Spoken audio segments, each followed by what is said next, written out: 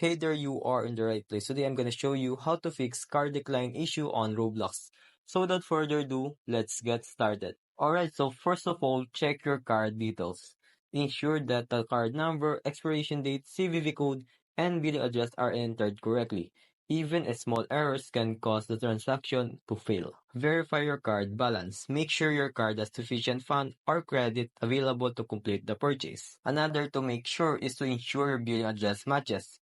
The bill address linked to your Roblox account must match the one associated with your card. And you need to check your card restrictions. Some cards like prepaid or virtual cards may not be supported by Roblox.